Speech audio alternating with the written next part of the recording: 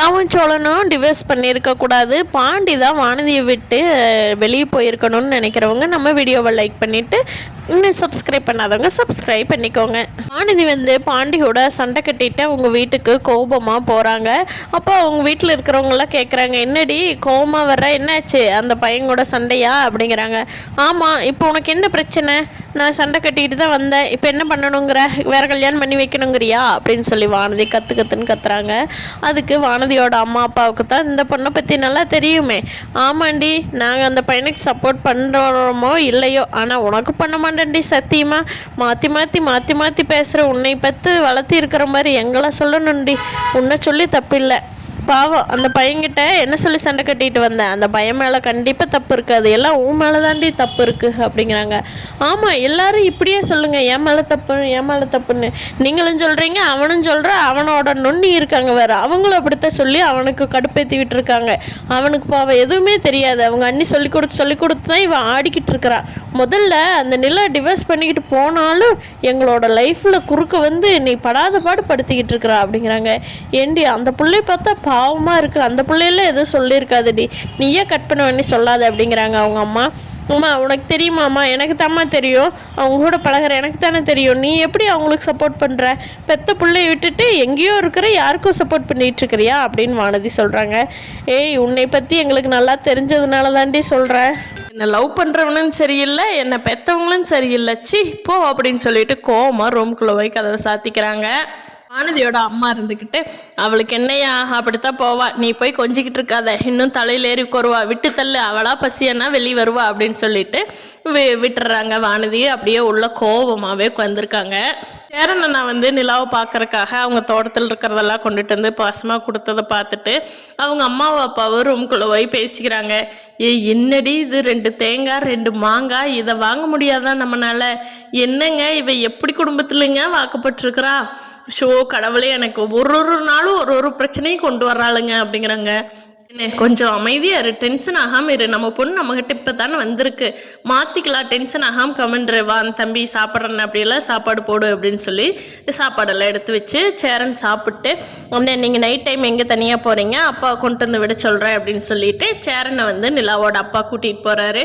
போய் இறக்கி விட்றப்போ, தம்பி உங்கள்கிட்ட ஒன்று கேட்கணும்னு நினச்சேன், நிலாவுக்கும் சோழனுக்கும் பெரிய பிரச்சனையெல்லாம் எதுவும் இல்லை, உங்கள் கூட எல்லாத்தோடும் நிலா நல்லா பழகிறா, அப்புறம் ஏன் தம்பி டிவோர்ஸ் பண்ணுனா, தெரிஞ்சால் அந்த காரணத்தை தெரிஞ்சால் நம்ம அதை சரி பண்ணி கொடுக்கலாம்ல தம்பி, அதுக்காகத்தான் கேட்குறேன், வேற ஒன்றும் இல்லை அப்படின்னு நாசூக்கா கேட்குறாரு. கேட்குறதோட அர்த்தம் தெரியாத சேரன் ஒரு நாள் ராகவன் கிட்ட எப்படி உண்மையெல்லாம் கொட்டி ஒளறி வச்சாரோ அதே மாதிரியே நிலாவோட அப்பாகிட்டையும் நடந்த எல்லா விவரத்தையும் டீட்டெயிலாக புள்ளி விவரமாக சொல்லி வச்சிட்றாரு. கேட்ட நிலாவோட அப்பாவுக்கு பயங்கர சந்தோஷம். ஓ, இதுதான் கதையா, இன்னி நான் பார்த்துக்கிறேன், இதுதான் மேட்ருன்னு தெரியாமல் தான் இத்தனை நாள் மண்டை குழம்பி உட்காந்துருந்தோம் நிலா, நானும் உங்கள் அம்மாவும், இப்போ தானே தெரிஞ்சிருக்கு, நீ ஆட்டத்தை ஆரம்பிக்கிறேன் அப்படின்னு மனசுக்குள்ளே நினச்சிக்கிட்டே வீட்டுக்கு போயிடுறாரு. அங்கே தேனி, ஏங்க அவனையெல்லாம் கொண்டு போய் விடணுமா, அவனா வர தெரிஞ்சவனுக்கு போக தெரியாதா, என்னங்க நீங்கள் அப்படிங்கிறாங்க. தேனை கொண்டு விட்டதுனால தான் பல உண்மைகள் தெரிய வந்திருக்குது, எங்கே நிலா அப்படிங்கிறாங்க. அவள் தான் என்னமோ வேலை பார்த்துக்கிட்டு இருக்கிறாங்க, அதை உங்கள் பொண்ணு ஆர்கிடெக்ட் ஆச்சே, அதை பார்த்துக்கிட்டு இருக்கிறாளுங்க அப்படிங்கிறாங்க. கூப்பிடாவல நிலா கிட்ட பேசணும் அப்படிங்கிறாங்க. நிலா அப்பா சொல்லுங்கப்பா, எது கூப்பிட்டீங்க அப்படிங்கிறாங்க. ஏம்மா, நீ சோழனை விரும்பித்தான் கல்யாணம் பண்ணினியா அப்படிங்கிறாங்க. நிலா திருன்னு முழிச்சிட்ருக்காங்க. ஆமாப்பா அப்படிங்கிறாங்க. அப்புறம் ஏமா டிவோர்ஸ் பண்ணினேன், உங்களுக்குள்ள சண்டையும் இல்லை, அப்புறம் ஏமா டிவோர்ஸ் பண்ணினேன் அப்படிங்கிறாங்க. அது வந்துப்பா எனக்கு தூக்கம் வருதே, நான் போய் தூங்கட்டுமா அப்படிங்கிறாங்க. ஏம்மா இரு, ஒரு 5 நிமிஷம் பேசுறதுக்குள்ள உனக்கு என்னம்மா தூக்கம் வருது, பேசுகிறப்போ இப்படி தான் ஏதோ ஒன்று சாக்கு சொல்லிட்டு ரூம்குள்ளே போயிட்டேன், இப்போவும் அதை பற்றி பேச வந்தாவே எனக்கு அது பண்ணுது இது பண்ணுதுன்னு சொல்லிட்டு போறியாம்மா, இரு எனக்கு என்ன நடந்தது உண்மையை சொல்லிட்டு போ, உங்கள் அம்மா அப்பாட்டு சொல்கிறதுல உனக்கு என்னம்மா தயக்கம் சொல்லுமா அப்படிங்கிறாங்க. இல்லைப்பா அது ஒன்றும் இல்லைப்பா அப்படிங்கிறாங்க. நான் சொல்லட்டுமா கதையை அப்படின்னு சொல்லி நிலாவோட அப்பா நடந்தது எல்லாம் சொல்கிறாரு. நிலா அப்படியே முழிக்கிறாங்க. ஐயோ, இவருக்கு எப்படி இதெல்லாம் தெரிஞ்சுது, இவருக்கு யார் இதெல்லாம் சொன்னாங்க அப்படின்னு சொல்லி. இப்போது உங்கள் அப்பாவே சொல்கிறாரு, நீ வாக்கப்பட்டு போனீங்களா அந்த வீட்டிலேருந்து ஒரு ஆளாக வந்துட்டும் போகும் பார்க்குறக்கே எனக்கு அவ்வளோ கடுப்பாக இருந்துச்சுமா, இந்த கடைசியாக சேரன் அப்படி இல்லை, சேரன் கிட்ட தான் போட்டு வாங்கினேன், அந்த வீட்லேயே கொஞ்சம் ஏமாந்தா சேரன் தான், அவங்ககிட்ட போட்டு வாங்கினேன், எல்லா உண்மையும் சொல்லிட்டேன் அவங்க என்ன நடந்ததுன்னு. அப்படின்னு சொல்லவும் தேன் இருந்துட்டு, ஏண்டி அடி பாவி, இந்த கல்யாணத்துக்காகடி அந்த வீட்டுக்கு இவ்வளோ முட்டு கொடுத்துக்கிட்டு இருந்த, இது தெரிஞ்சிருந்தா அன்னைக்கே அடிச்சு இழுத்துக்கிட்டெல்லாம் போயிருப்ப. சி, உனக்கொசரம் போய் அங்கே அண்ணன் அண்ணி பாப்பாவெல்லாம் விட்டுட்டு உங்களோட வந்து இருக்க வந்தம்பாருடி, இந்த காரணம் மட்டும் எனக்கு அன்னைக்கு தெரிஞ்சிருந்து உன்னை இழுத்துக்கிட்டெல்லாடி போயிருப்ப. அந்த குடும்பத்துக்கு அப்படி என்னடி சப்போர்ட்டுச்சு, கலீஜான ஒரு ஃபேமிலியில் போய் குடியிருந்துக்கிட்டு எப்படி நிலா உன்னால் எப்படி இருக்க முடியுது? இதுக்கு அவள் புருஷனும் இல்லை, நீ வாழவும் இல்லை, அப்படி இருந்து ஏண்டி அந்த வீட்டுக்கு இப்படி சப்போர்ட் பண்ணிட்டு இருக்கிற? கிளம்பு, இந்த ஆர்கிடெக்ட் வேலை உனக்கு உங்கள் அப்பா திருவண்ணாமலையில் எத்தனை வேலை வேணும் ஏற்பாடு பண்ணி கொடுத்துருவாரு. உனக்குன்னு ஆஃபீஸ் என்ன தனியாக மாளிகையே கட்டி அதில் உன்னை உட்கார வச்சு வேலை பார்க்க வைப்பாரு. கிளம்படி போலாம் அப்படிங்கிறாங்க. அவங்க அப்பாவும், ஆமாத்தேனே நீ சொல்கிறத கரெக்டு, நீ அப்பப்போ கோவப்படுறப்பெல்லாம் நான் யோசித்தேன், ஆனால் ரீசன் எனக்கு இப்போ தான் தெரிஞ்சிருக்கு. நிலா கிளம்புமா, உனக்கு வேலை தானம்மா வேணும், நான் பார்த்து ஏற்பாடு பண்ணி தர்றேன் வாமா அப்படிங்கிறாங்க. தேன்னு சொல்கிறாங்க. உடனே இவளுக்கு போய் ஒரு கல்யாணத்தை பண்ணி வச்சிடணுங்க. எல்லாம் ஆள் ஆளுக்கு மூக்கு மேலே விரல் வச்சு பேசுகிற அளவுக்கு நம்மளை கொண்டு வந்து விட்டுட்டா. எப்படி மரியாதையாக இருந்த குடும்பம், இவனால் எப்படி சீரழிஞ்சு நிற்கிறோம். ஆனாலும் இப்பவும் திருந்த மாட்டேங்கிறா பாருங்களேன். ஒன்றும் இல்லாத ஃபேமிலிக்கு அத்தனை சப்போர்ட் பண்ணிக்கிட்டு இருக்கிறா பாருங்களேன் அப்படின்னு சொல்லி தேனும் நிலாவோட அப்பாவும் மாற்றி மாற்றி பேசுகிறாங்க. ஆனால் நிலா கண்டிப்பாக சென்னை விட்டு போகவே மாட்டாங்க.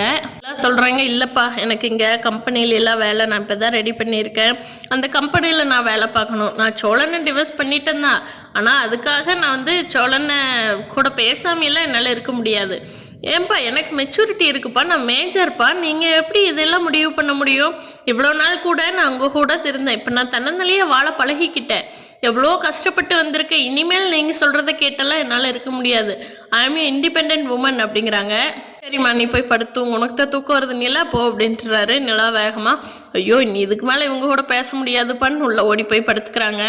தேனும் நிலாவோட அப்பாவும் பிளான் பண்ணுறாங்க, இவன் நம்ம கூப்பிட்டோம்னாலாம் வரமாட்டா தேனு, இவளை எப்படியாவது நம்ம பிளான் பண்ணி தான் திருவண்ணாமலை கூட்டிகிட்டு போகணும். அது இல்லாமல் இவளை நம்ம நேர்மையாக சொல்லி கூட்டிகிட்டு போனோம்னாவெல்லாம் இவள் என்றைக்குமே சென்னை விட்டு வரமாட்டான். முக்கியமாக அந்த சோழன் ஃபேமிலி விட்டு இவள் வரவே மாட்டாள். அதனால் நைட் ஏதாவது இவ சாப்பிட்றப்போ மயக்க மருந்து கொடுத்து அப்படியே தூக்கி காரில் வச்சுக்கிட்டு திருவண்ணாமலை கூட்டிகிட்டு போய் வச்சிடணும்னு தேனு, இல்லாட்டி எல்லாம் இவ சொன்ன பேச்சு கேட்க மாட்டா அப்படின்னு சொல்லி பிளான் பண்ணுறாங்க. நிலாவுக்கும் மனசுக்குள்ளே ஒரே கஷ்டமாக இருக்குது. ஐயோ அப்பாவுக்கு உண்மை தெரிஞ்சிருச்சே, நாளைக்கு ஏதாவது முயற்சி பண்ணி என்னை அங்கே கூட்டிகிட்டு போகத்தான் பார்ப்பாரு, இனிமேல் இந்த வீட்டில் இருக்கிறத நம்ம அவாய்ட் பண்ணிக்கணும் அப்படின்னு சொல்லி நிலாவும் அங்கே யோசனை பண்ணிக்கிட்டு இருக்காங்க படுத்துக்கிட்டே. என்ன பண்ணலாம், சோழன் கிட்ட ஹெல்ப் கேட்கலாமா, இல்லை நம்மளே கிளம்பி அவங்க வீட்டுக்கு போயிடலாமா, காலையில் எந்திரிச்சோடனே போயிடலாமா, இவங்க தூங்கிட்டு இருக்கிறப்ப, இல்லை ஆஃபீஸ் போகிற மாதிரி போய்க்கலாமா அப்படின்னு சொல்லி பிளான் பண்ணுறாங்க. கண்டிப்பாக வந்து அடுத்த நாள் நிலா இந்த வீட்டில் இருக்க மாட்டாங்க, கிளம்பி போயிடுவாங்க. இவங்க ஃபோன் பண்ணி பார்க்கும்போது நிலா அந்த வீட்டில் தான் இருக்க போகிறாங்க. இப்படி தான் இந்த கதை போக போகுதுன்னு நினைக்கிறேன் ஃப்ரெண்ட்ஸ். நீங்கள் என்ன நினைக்கிறீங்கன்னு கீழே கமெண்ட் பண்ணுங்கள்.